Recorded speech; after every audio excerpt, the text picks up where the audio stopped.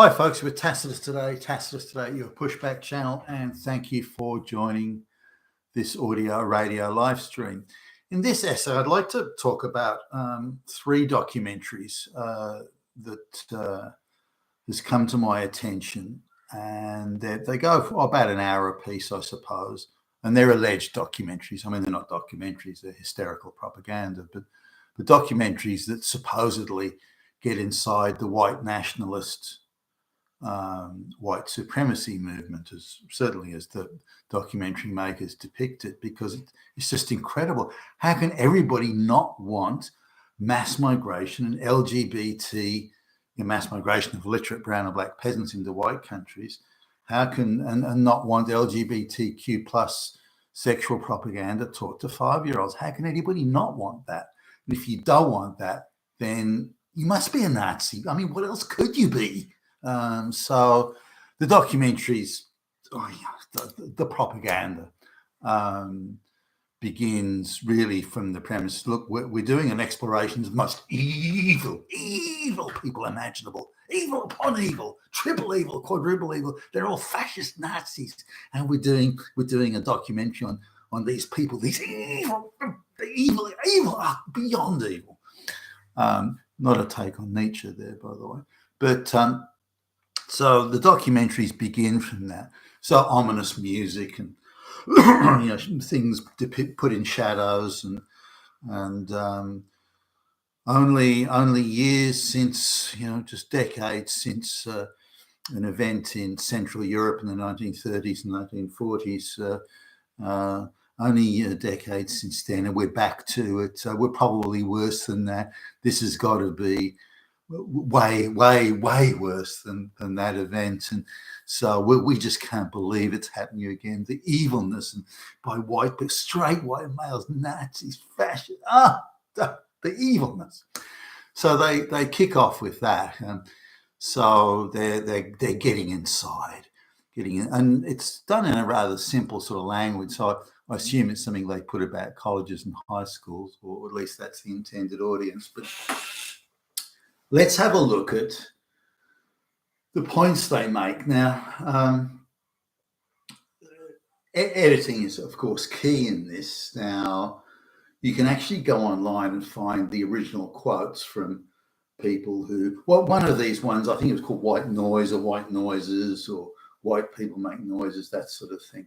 But if you look at the three of these supposed documentaries, they all have a common thread in funding. Where does the money come? Where come from? Where do the scriptwriters come from? Are the scriptwriters activists before they even arrive to do? Because it's not a documentary. If you've got an activist group with a very single-minded agenda who's putting up all the money, and they in turn insist you employ, or maybe that's the whole lot is just a bunch of activists coming together to do anti-white propaganda. So, but the funding comes from a certain tribe of people who were not Gentiles, if I can say that, and they put up all the cash. So the people who are employed to write the scripts, the production, the editing, similarly come from.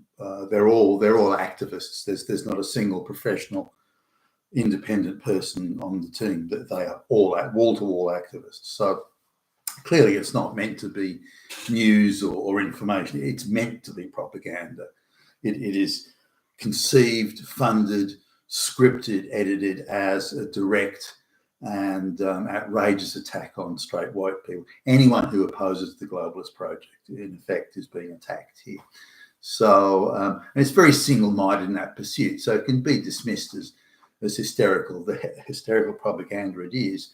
But when you're looking at something that has tens of millions of views and is aggressively promoted in every media outlet that is controlled by the globalists, then you can't dismiss it as being, well, that's nonsense, which it is, and it's ridiculous propaganda, which it is. But because a lot of people are seeing it, and because many of those people would be, the sociology, college kids, that sort of stuff, then black activists, all sorts of activists are looking at it. they're more likely to say, "Oh, that's it. That proves every straight white male in the world is a fucking Nazi," and that's really the direction that the thing goes in. So now I'll take sort of snippets, if you like, from bits of them, but it effectively says the same thing. It's the same bunch of activists with the same attitudes and views and propaganda focus. So you could interchange really anything from each of these three so-called documentaries. Now they use a sort of a sandwiching technique to say, well, they start off with there'll be a big piece about the Nazis in Central Europe in the 1930s. Then they'll have an utterance from a supposed white supremacist or white nationalist. Then they'll cut back to the Nazi thing and Hitler, and then there'll be a supposed independent expert making an opinion. The independent expert, or the person who's billed as an independent expert, is in fact themselves a rabid activist. But so it makes it look like the white person making a relatively innocuous comment. Well, they're Nazis. Well, what else could they be? And so that's the style of editing. Now, one of the people quoted, and one of them was it Mike Cernovich, I think it was, and he's an American, and he is an activist, but his original quote is on. You can go online and see that quote, and he was talking about, I think this is him,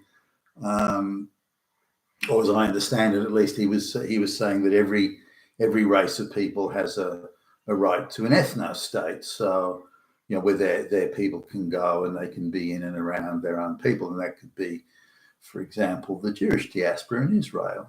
It could be, the Japanese in Japan or anywhere. So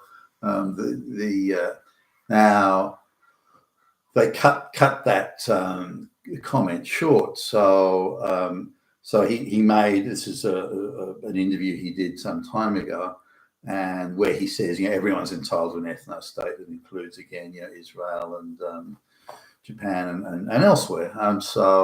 Finland or somewhere. So and so then the question came back. So you say white people have a right to an ethno-state as well? He answered, well, yes, white people have a right to an ethno-state. So they cut all the other stuff out plus the question and just had him saying white people have a right to an ethno-state, which made it appear, given the editing and how they sort of introduced that subject and how they closed out with the expert, it made it seem like he was saying that only white people should have an ethno-state, no one else should have one. So by that style of editing, they present any utterance made by white people as being the sort of things that fascists and Nazis say. Now, they also sort of start from a position of, well, everyone's a human being, and if illiterate brown and black peasants want to come to the rich white West, and are enabled, in doing that by corrupt NGOs and bribery and people smuggling, they don't mention any of that. They say, well, if people want to come, why can't they come? Are you saying they're not human beings? And it relates back, given that the people that are funding it and scripting it, it comes back again to the overarching Jewish view that really the Holocaust occurred, or one of the reasons the Holocaust occurred was because other rich white, Gentile Christian countries wouldn't accept mass Jewish migration from Europe, into places like the United States and Canada and wherever, Britain.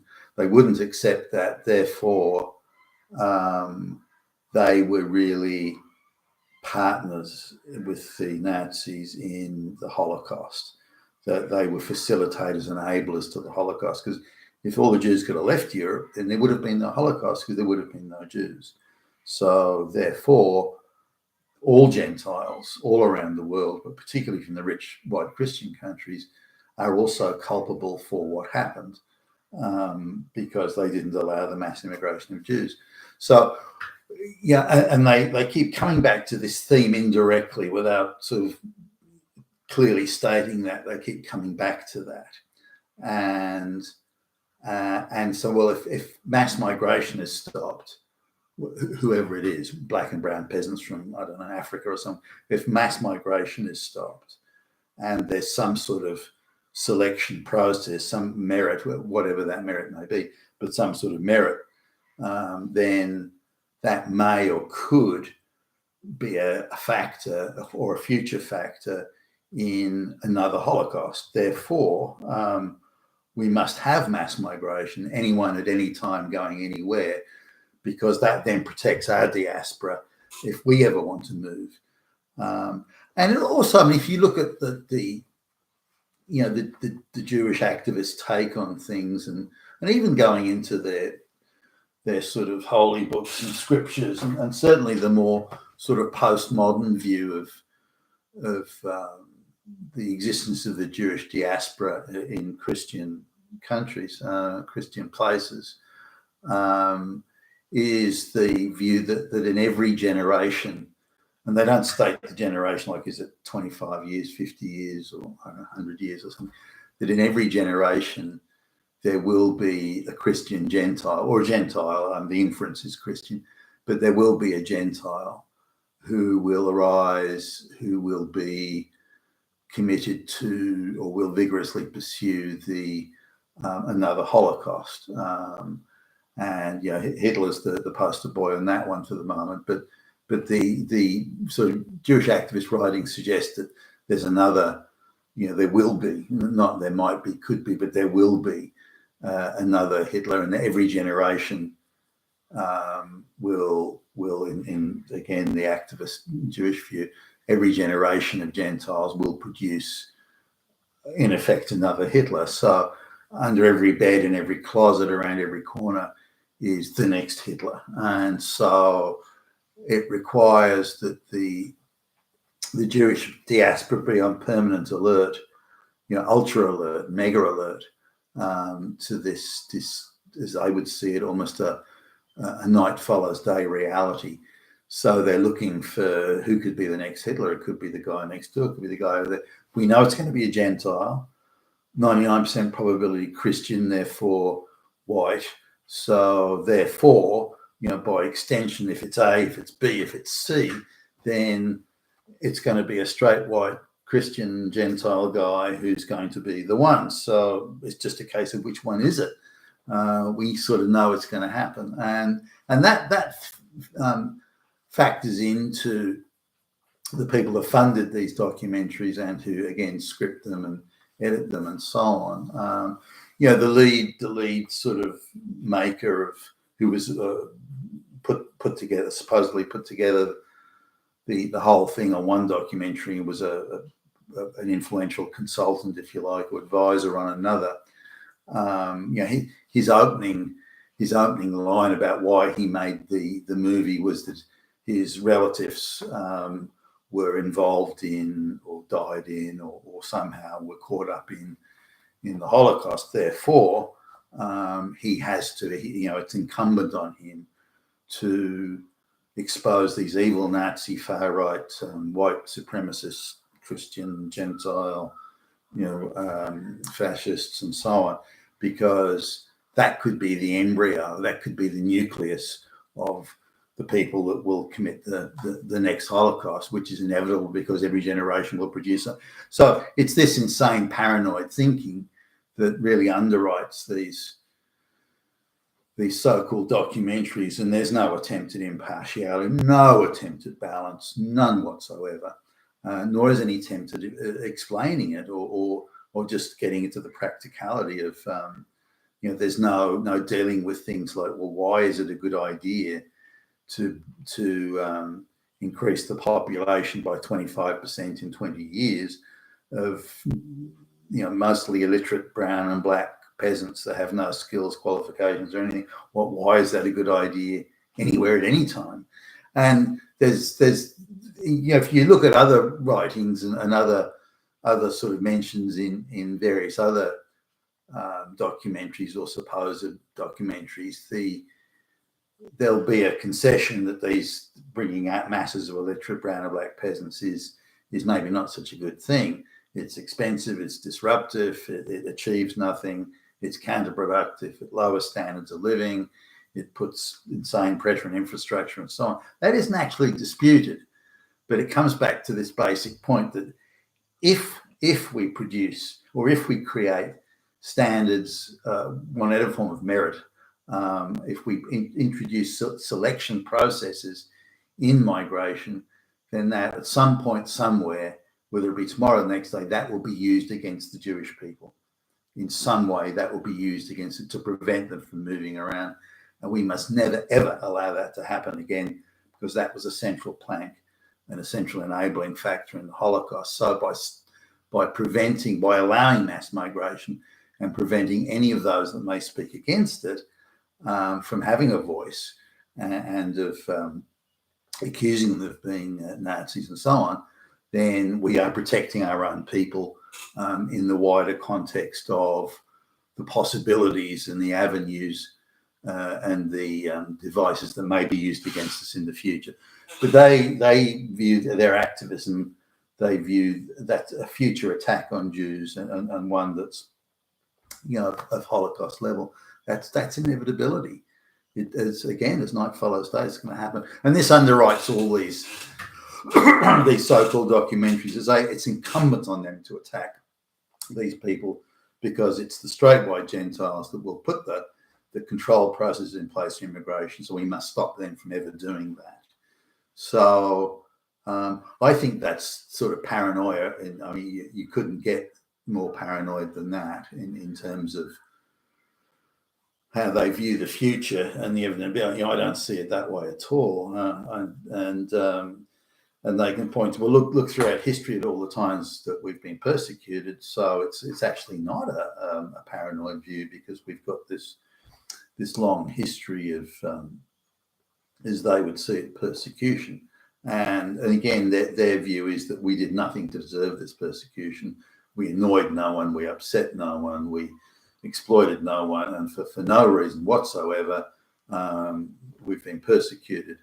Certainly the Jewish activists that I've spoken to, they say that they've never done anything wrong to justify. It really goes back to the Christian view that the Jews killed Jesus, and it all comes back to that. And I was talking to one Jewish activist a few years ago, and he insists that all the Christians believe that he personally, this Jewish guy, that he personally killed Jesus. And that's why he claims he's been given a hard time, and why he suffered the most wicked and evil racism and oppression and anti-Semitism. Now, he lives in one of New York's wealthiest suburbs, lives in a very, a grand house. He goes on very expensive vacations and sent his children to some of the best schools and colleges in the United States.